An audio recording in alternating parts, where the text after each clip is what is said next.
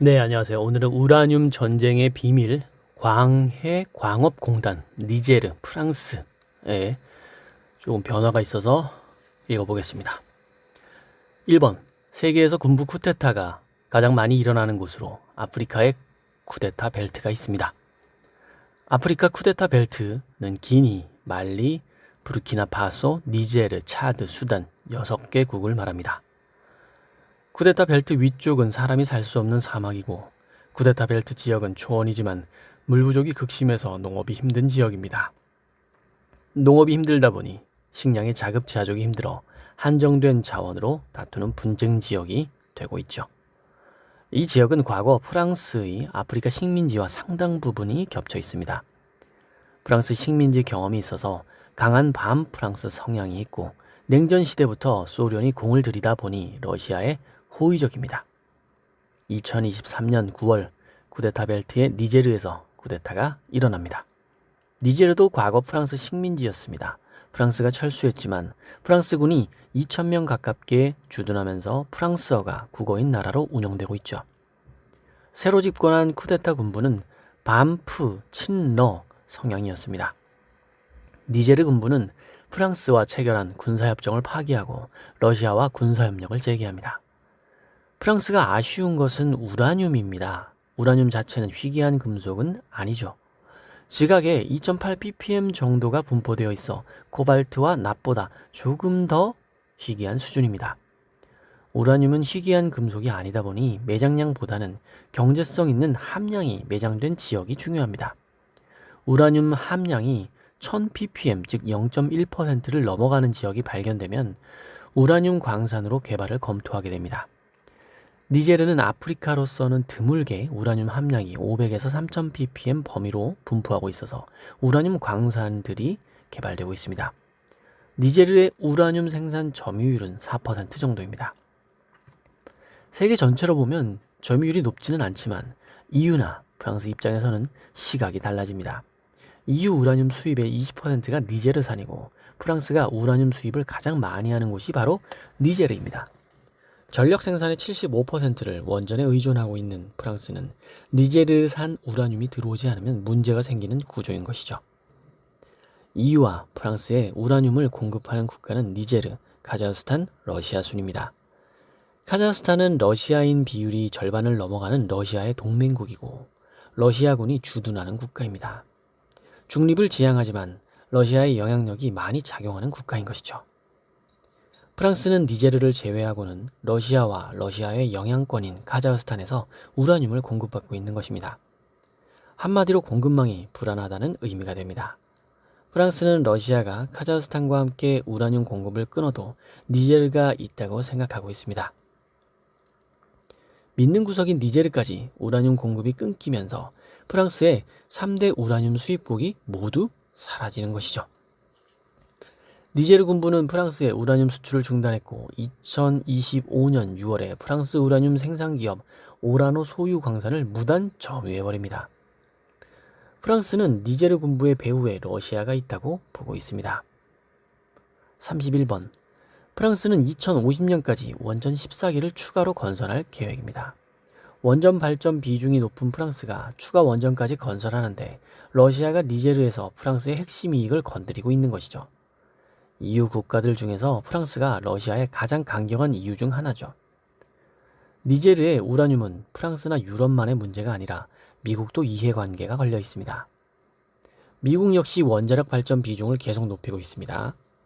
미국 전력의 20%를 원자력 발전으로 충당하면서 원전 가동이 늘어났고 우라늄 수입이 늘어나고 있습니다. 2023년 3월 미국 상원의 에너지위원회 소속 의원들은 32% 비중을 차지하는 러시아산 우라늄 수입 금지 법안을 제출합니다. 러시아산 우라늄 수입을 제한하고 프랑스와 영국으로부터 우라늄 수입을 늘리자는 내용입니다. 프랑스는 니제르산 우라늄을 가지고 와서 가공하니 니제르산 우라늄 공급이 중단되면 미국의 대응 방안에도 문제가 생기게 됩니다. 한국도 원전 가동을 위해 수입하는 우라늄 중 캐나다산 다음이 니제르산 우라늄이라 완전히 남의 일은 아닙니다. 우라늄 공급은 변동성이 심한데 우라늄 수요는 2040년까지 60% 증가할 것이라고 골드만삭스는 보고 있습니다. 중국이 우라늄 사재기에 나서고 있는 것도 우라늄 가격 상승에 영향을 주고 있습니다. 중국 국영 우라늄 공사와 중국 핵전 집단은 니제르, 나미비아, 카자흐스탄의 우라늄 광산 지분을 인수합니다. 중국이 신규 건설에 들어간 원전만 42기라 중국도 프랑스 이상으로 우라늄 확보가 시급한 것입니다. 러시아산 우라늄 수입 금지법은 24년 5월 미국 상하원을 통과합니다. 해당 법안의 세부 내용을 살펴보면 2028년부터 러시아산 우라늄 수입을 금지하고 있습니다. 하고는 싶지만 당장은 러시아산 우라늄 수입을 금지하기 어렵다는 말이죠. 미국 내 우라늄 생산은 옐로우 케이크 기준 1위 에너지 퓨얼스, 2위 EN 에너지, 3위 URG, 4위 UEC, 5위 카메코 순입니다. 생산 능력이 아니라 이들이 가진 라이선스 용량으로 보면 순위가 바뀝니다. 라이선스 용량은 규제 당국이 환경 안정성을 보장하는 범위 안에서 승인한 시설의 최대 연간 처리 능력입니다. 라이선스 측면에서 생산량 확장 가능성이 가장 많은 기업은 UEC입니다. UEC는 생산을 처음 시작하는 초기 단계지만 1210만 파운드의 가장 많은 라이선스 용량을 확보하고 있죠. UEC가 주목을 받는 것은 생산 방식 ISR인 점도 있습니다. ISR은 우라늄이 있는 지하수에 산소가 첨가된 용액을 주입해 우라늄을 용해시킨 후 회수하는 방식입니다. 환경오염이 상대적으로 적으면서 생산 비용도 전통적인 방식보다 절반 수준으로 될 것으로 예상하고 있습니다. 생산 비용이 낮다는 것은 우라늄 함량, 품위에 있어서 우라늄 함량이 낮아서 채산성 부족으로 채굴이 중단된 광산도 다시 살려 생산할 수 있다는 말이죠. UEC는 새로 인수한 리오틴토를 제외한 나머지 광산의 채굴 허가를 모두 ISR로 받아놓은 상태입니다.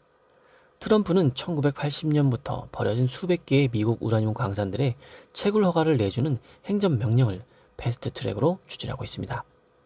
트럼프는 이미 국가에너지 비상을 선포한 상태입니다. 토지관리국은 모아브 사막에 있는 엠필드 에너지사 벨벳 우드 광산을 다시 여는 계획을 패스트 트랙으로 검토하기 시작합니다. 여기서 잠깐 첨언을 하자면 전 세계는 지금 에너지 싸움이 되고 있는 것 같습니다. 점점 기술은 발달을 하는데 AI다 뭐다 전기차다 뭐다 점점 물과 에너지 데이터 센터 이런 것들이 이제 계속 발전되면서 점점 에너지가 많이 부족해지고 있는 상황입니다. 앞으로도 그렇게 될 것 같습니다. 이어보겠습니다. 61번입니다. 트럼프의 긴급 명령은 석유, 가스, 석탄, 바이오 연료, 수력 발전소 등 국유기에 세워서 시설에 적용됩니다. 미국 내 우라늄 광산이 정상 가동하려면 환경뿐만 아니라 다른 문제가 있죠. 경제성 있는 채굴 원가입니다. 러우 전쟁, 우러 전쟁 이전보다 2배 가까이 오른 현재 우라늄 가격을 계속 유지해야 미국 우라늄 광산들이 채산성을 맞출 수 있습니다. 경제성 때문에 폐쇄된 곳들이 대부분이라 채굴 단가가 낮은 ISR 방식이 적용되면 어느 정도 경제성을 확보할 수 있는 상황이죠. 니제르는 1인당 GDP가 642달러, 88만 원에 불과한 가난한 나라이고 인구의 90% 이상이 농업에 종사하고 있습니다. 제조업이 발달하지 않은 상황에서 농업을 하기에는 기후 등 환경이 좋지 않고 여성 1인당 출산율이 6명을 넘어가는 다출산 국가입니다. 인구가 빠르게 늘어나는데 농업이 주력인 국가라 천연 자원은 정부 재정에 중요한 의미를 가지고 있습니다. 2023년 대통령 경호실장으로 대통령을 억류하고 쿠데타를 성공시킨 티아니는 25년 3월 5년 임기 대통령으로 취임을 합니다. 정권이 안정되었다고 판단되면 니제르의 주력 자원인 우라늄을 다시 활용해 보려고 할 수 있는 상황이죠. 니제르의 우라늄 광산 채굴 사업인 테기다 프로젝트가 진행되고 있습니다. 테기다 프로젝트는 중국 핵공업집단공사의 37.2%, 니제르의 33%, 중국 JX조이의 24.5%, 사리스버리의 5% 등 지분을 가지고 있습니다. 한국의 공기업인 광해공업단은 전량 수입하는 국내 원전 우라늄을 확보하겠다고 2010년 테기다 프로젝트에 발을 담갔습니다. 테기다 프로젝트 5% 지분을 가지고 있는 사리스버스가 바로 그것입니다. 광해광업공단은 이건 왜 이렇게 어렵죠? 사리스버리에 1,480만 달러를 출자해서 지분 80%를 확보하였습니다. 사리스버리의 나머지 20% 지분은 중국 업체 트렌드필드가 가지고 있죠. 테기다 프로젝트는 채굴 비용이 높아서 2015년에 생산이 중단되었는데 우라늄 가격이 오르자 최근 생산 재개를 진행하고 있습니다. 광해광업공단은 최근 사리스버리 지분을 매각한다는 계획을 투자은행들에게 공지한 것 같습니다. 사리스버리의 지분은 중국 업체 트렌드필드가 우선 매수 협상권을 가지고 있어서 중국으로 지분이 넘어갈 것 같습니다. 광해광업공단이 재무부실로 경영 정상화가 필요한 상황이 맞지만 이미 확보한 자원을 파는 것은 상당히 아쉬운 부분입니다. 광해광업공단은 중국 히토류 생산법인과 멕시코 볼리오 구리 광산 매각도 추진하고 있습니다. 2조 원을 투자한 볼리오 광산은 광해광업공단이 매각 의향을 보이자 인수 의향서들이 접수되고 있는 상황으로 보입니다. 한 줄 코멘트입니다. 기껏 확보한 우라늄과 히토류, 구리 광산 등을 공기업인 광해광업공단이 매각하는 것은 정말로 아쉬운 느낌입니다. 멕시코 볼리오 구리 광산에 인수 의향서가 쏟아져 들어오고 있다는 이야기가 들리고 있습니다. 뭐든 사겠다는 사람이 많으면 가격은 적정한지, 정말 파는 게 맞는지 등을 다시 한번 생각해 볼 필요가 있습니다. 댓글 한두 개 읽어보기 전에 저의 개인적인 의견 말해보겠습니다. 저는 부동산을 하나 가지고 있습니다. 그런데 신기한 건 아직 파는 능력이 없어서 팔고 있지는 않지만 부동산에서 연락이 갑자기 오기 시작합니다. 그러면 신기하게 그 즈음에 부동산 가격이 오릅니다. 그리고 연락이 뜸하면 다시 부동산 가격이 내리고요. 다시 또 연락이 빗발치면 또 부동산 가격이 오르더라고요. 네, 이건 한 10년에 걸쳐서 제가 느낀 바입니다. 댓글 읽어보겠습니다. MA님, 우리나라의 미래가 있을까 싶은 걱정이 더 깊이 들어가는 때입니다. 자원외교도 그렇고 인재 육성도 그렇고 긴 호흡을 가지고 추진해야 할 정책들이 중국에 다 갖다주는 꼴이 되고 있네요. 며칠 전 방영한 KBS 다큐 인재 전쟁에 한 번씩 시청하는 거 추천드립니다. 네, 좀 아쉽네요. 자원이 정말 무기인데. 자, 플래님 댓글입니다. 한국의 정책 방향은 중국에 이익이 되는 쪽으로 간다는 게 이번에도 드러남. 그쵸. 이런 음모론인지 진실인지 이런 게 상당히 많죠. 네. 네, 마지막 한 번 더 읽어보겠습니다. 나는 님의 댓글입니다. 자원이 무기가 되는 세상인데 이제는 필수적으로 국가 차원에서 전략적 관리를 해야 할 상황이라고 봅니다. 네, 저도 정말 안타깝지만 네, 어쩔 수가 없네요. 감사합니다.